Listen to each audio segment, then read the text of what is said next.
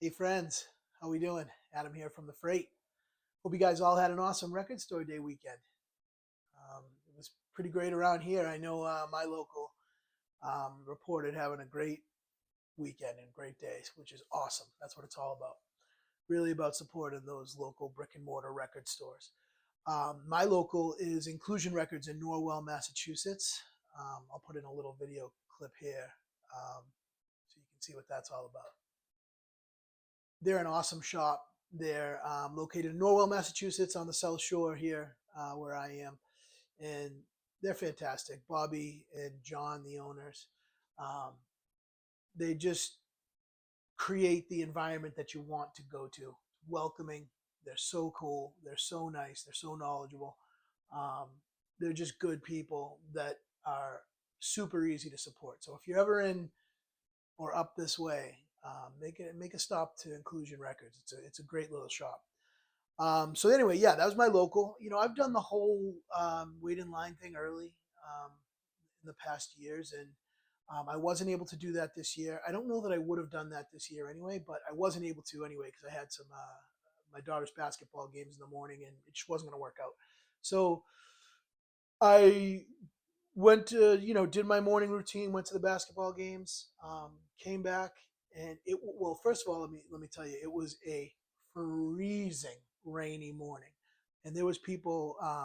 John and Bobby were saying, the owners, they were out there since 11 p.m. the night before, um, and let me tell you, it was freezing up here in Boston. It was like below freezing, raining, like worst of the worst conditions. Honestly, it's like definitely like worse than snow because you're just sitting there getting wet. Like I can't imagine how awful that was. That must have been.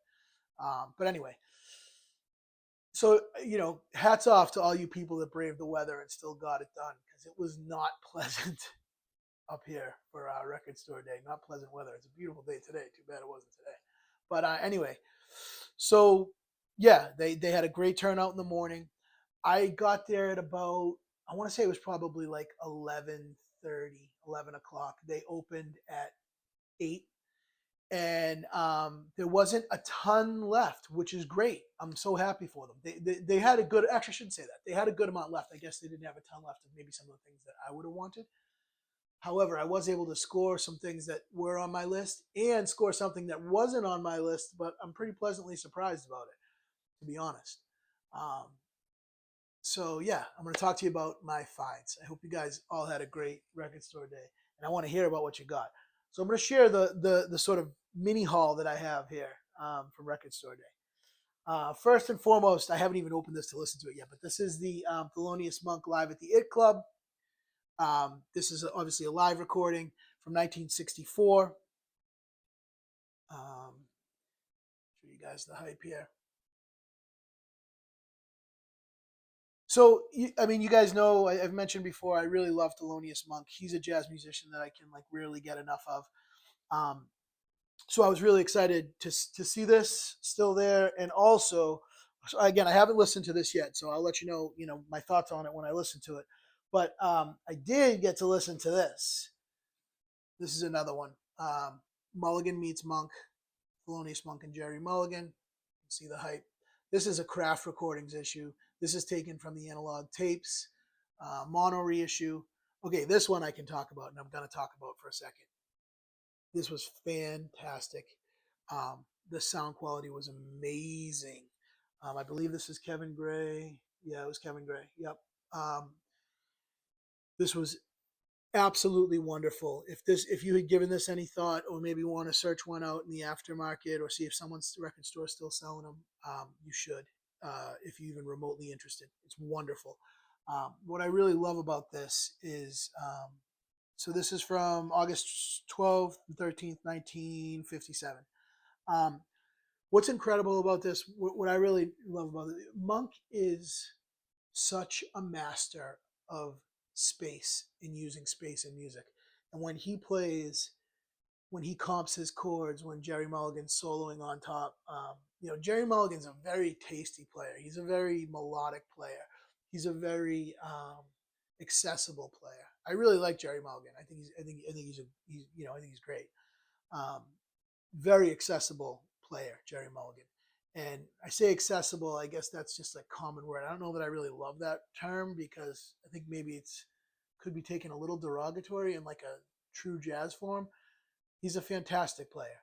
It's just you can really hear some of his melodies, and a lot of his playing is really easy on the ears. It's really, it makes a lot of sense, and it's really wonderful. Underneath all that, awesome Jerry Mulligan stuff that's going on is Thelonious Monk's comping, and he's throwing in his voice lines here and there, and then he's got his solos, obviously. But my God, what he doesn't play says as much as what he plays, and that is not easy to do as a musician. I can tell you firsthand. I don't think I've ever sat and thought, "Wow, I should have played more." No, every single time it's I probably should have done less. He is a master. Monk is, I think, the master of space. Him and probably Miles Davis are the two masters of using space in their solos and their comps. Um, but my God, what a record this is! And if you focus on Monk's playing in this, you can really understand what I'm talking about, I think, and hear how incredible just the mastery of Thelonious Monk is really something special. So that's a wonderful issue. Definitely recommend that. All right. Alts and Outs. This is a Blue Note release. I believe this is Blue Note's first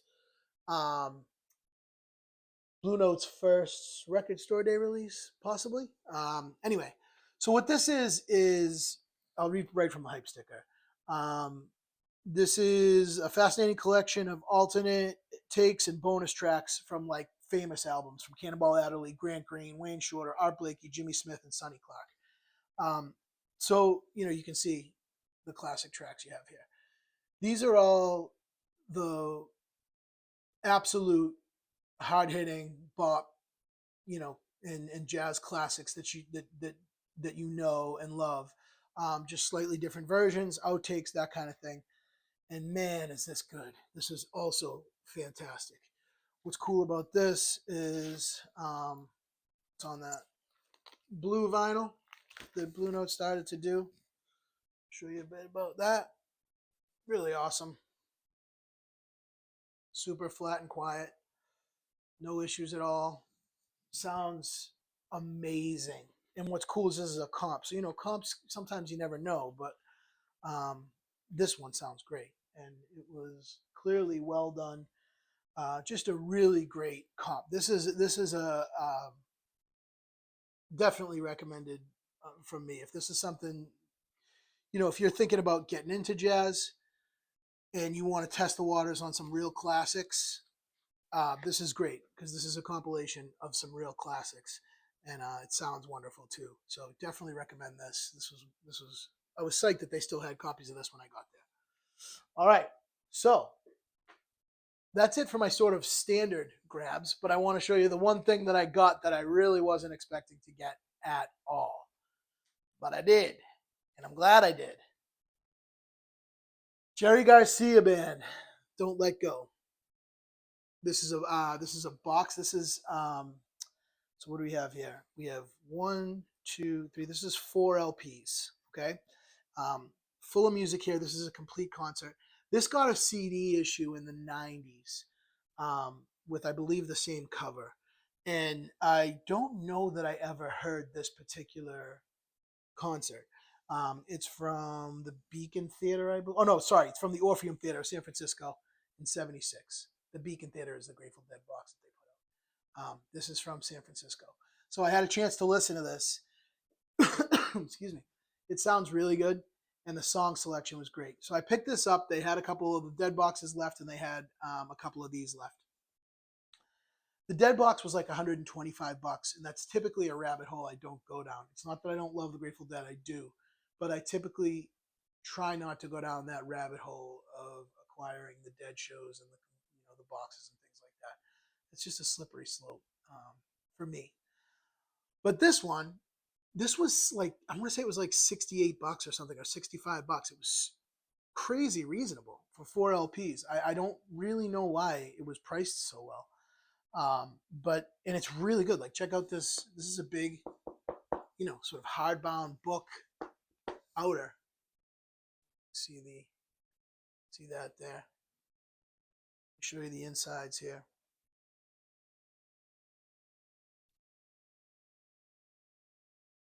Flip through this.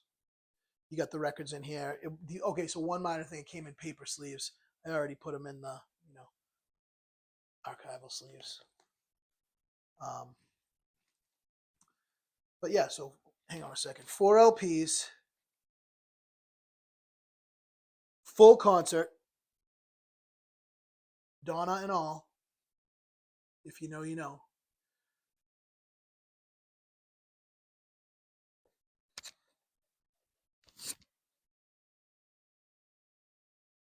Great packaging. And it sounds really good too. It's not like, the best live recording in your collection. Definitely not. But it was really good. And it was like $65 or something like that, or 70. I don't even know, $70 maybe. And I know that those typically hold their value really well. So that was something I wasn't too nervous about pulling the trigger on. And obviously because these other 3 records were really all I got. So I had a little bit of budget left. So I didn't mind pulling the trigger on that. And I'm happy I did. It's actually a really great concert. The song selection is great. So let me go over it. You probably saw it on the back, but let me go through some highlights on the back here of the song selection. So it kicks off with Sugary. Obviously, that's awesome. They love each other. Awesome 1-2 punch right out of the gate there. Mission in the Rain, Sitting Here in Limbo, The Way You Do the Things You Do, My Sisters and Brothers, just, After Midnight. It's a really great set. Really great set. So very enjoyable. Definitely was happy to get that. And yeah, so that's my record store day. I want to share one other thing with you. Later in the day, my kids had something going on in this like mall area near us. There's a chain of stores up here called Newbury Comics up in the I think it's just in New England area. They're definitely all. I think they started in Boston. They're all around my area, and they're a chain, and they do record store day. And I went there, and their prices they were mostly picked over, and this was later in the day. This was probably like 4 o'clock. They jacked up their prices big time. I was looking at they had like 1 or 2 things that slightly interested me.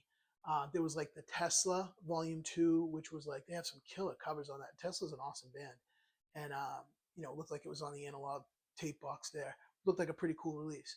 So I go to pick that up, and I think it was 2 LPs, but still they had it at like $77, and I'm like, that seems crazy, even for 2 LPs.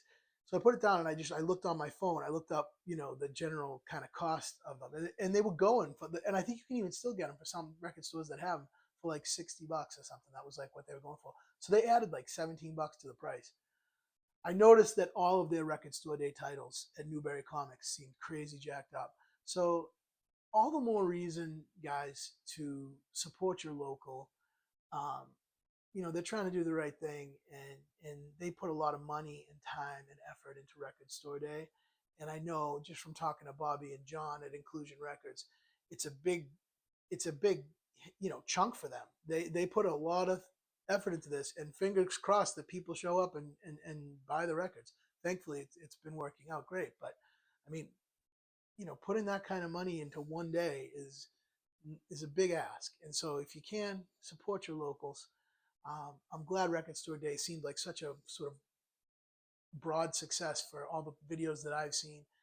I know it was a success for Inclusion Records, which is wonderful. And that makes me happy. So I hope you guys all got what you wanted. Leave me some comments. Let me know what you got, what I missed out on. I have to say that Dada release is shooting up my want list. And I know it's adding in value right now as we speak, but that seems like a really cool release. Anyway, so I hope you enjoy the video. There's going to be lots more to come soon, and please like and click subscribe. Take a quick second to do that. It really helps me out, and I will see you in the next one. All right, peace.